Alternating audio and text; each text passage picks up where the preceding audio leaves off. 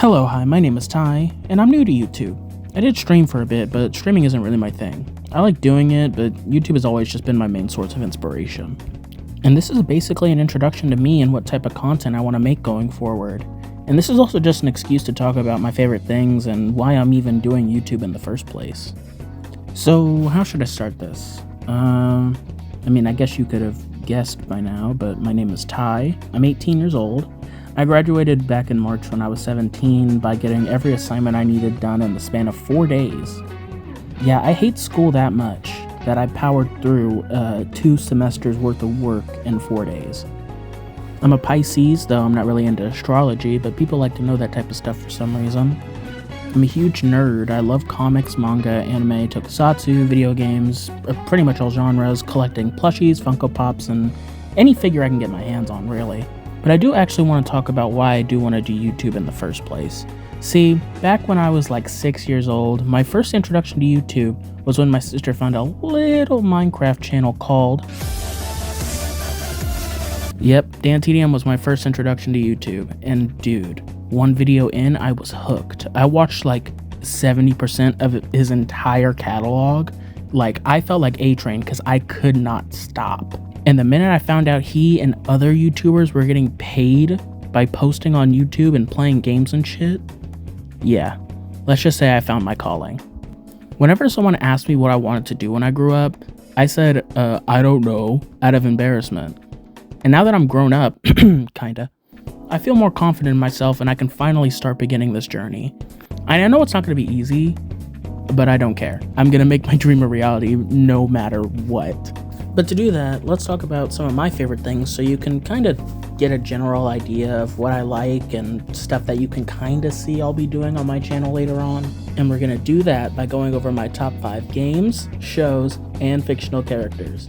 Yeah, I threw fictional characters in there because, I don't know. Let's start with games, shall we? At number 5, we got... Yeah, I was thinking about it, and at first I didn't think Minecraft was in my top 10.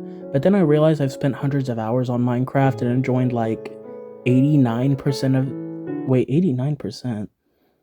What a specific number. Why did I choose that one? Anyway, Minecraft is just fun to zone out and relax to. And I like building. Am I good at it? No. But I do have some cool builds here and there. And I'll just show those on screen. Alright, number 4 we have...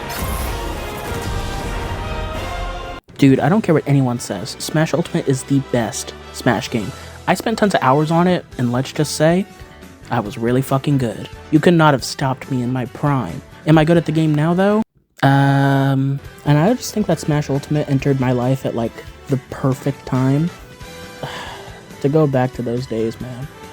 Anyways, let's just move on. Alright, coming in with number 3, we have...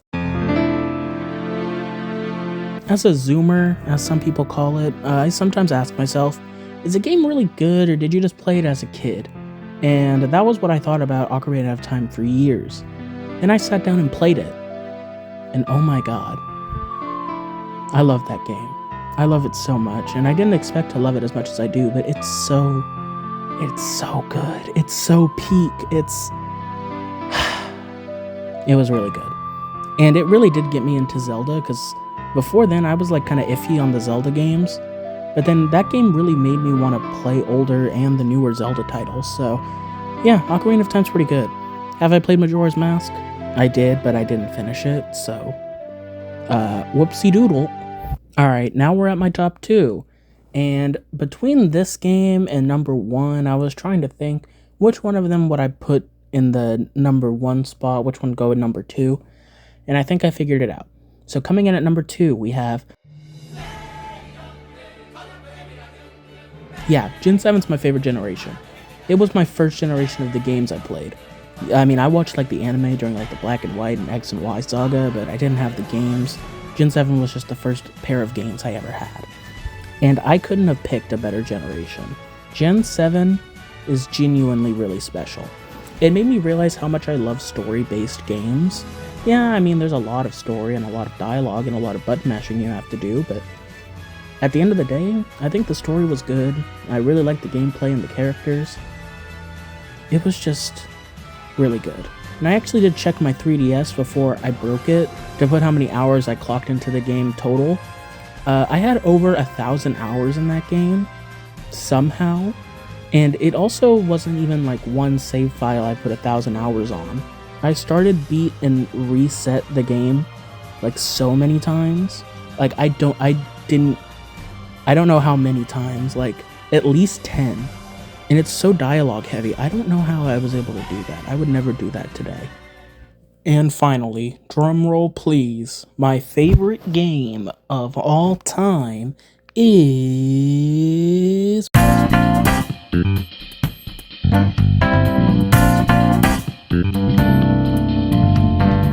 Yeah, if you can't already tell, I used a lot of Persona music as background music, so you're probably able to figure that Persona 5 is my favorite game of all time. There is genuinely so much I love about this game that I could make a video on it. Well, yeah, I was gonna say I could make a video on it, but I don't know why I set it up like that. I mean, where to begin? Music, impeccable. Its story, phenomenal. Characters, sensational. Look, I love everything about this game, and I will dick ride it any given chance. And it also just defined me as a person. Like, I can't even imagine what I would be like if I never played Persona 5. And yes, before people ask me about 3 and 4, I did play both of those, and I did like them. And the reason they're not in my top 5 is I kind of just have all the Persona games in my mind as like one big mega game. So I just imagine it being in the number 1 spot as well, because those games are also elite. Okay, now I'll try and do the other 2 as quickly as possible, because the video game one did last longer than I wanted it to.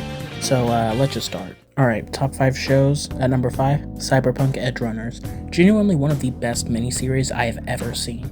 I loved it so much, it was just phenomenal. Animation great, I love a tragic ending, and you know it's good when one sentence spoken by a character just has you fucking tearing up and crying, bro. That's when you know it's peak.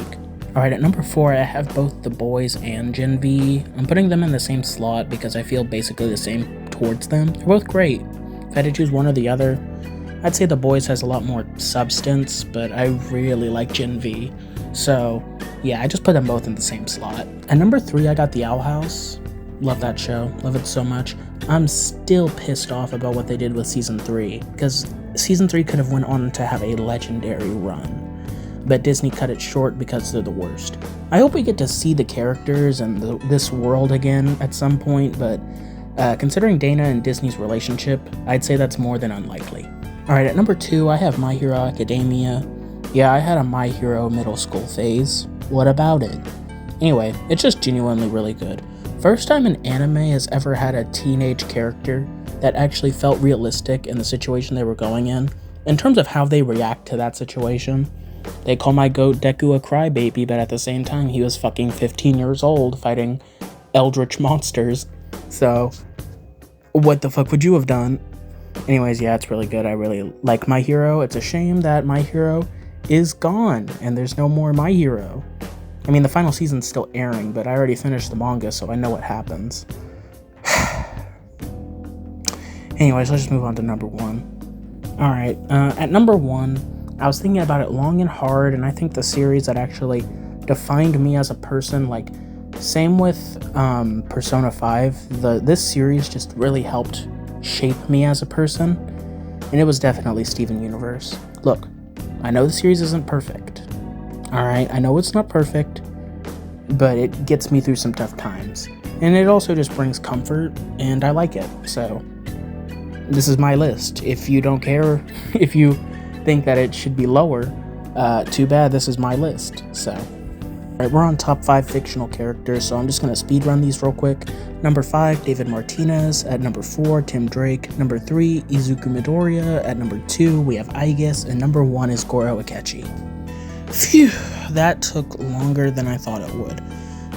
But now we can talk about what type of videos I want to make on this channel. Yay! Anyways, after this video, I should be dropping a review of K-pop Demon Hunters, so look out for that. And I also want to do more reviews of movies and shows and like games and other stuff like that. But I also want to do retrospectives of not only my favorite shows and games, but like franchises that kind of like slip through the cracks and no one talks about anymore. And I also stream. Well, like, not currently. I'm on a bit of a break right now to focus on YouTube, but I will pick it back up eventually when I have the chance. So, whenever that is, just CurlyHairedTye is my Twitch. Same as YouTube, and it's just that on Twitch. And that about wraps it up. So, thank you for coming, thank you for staying, thank you for watching the video.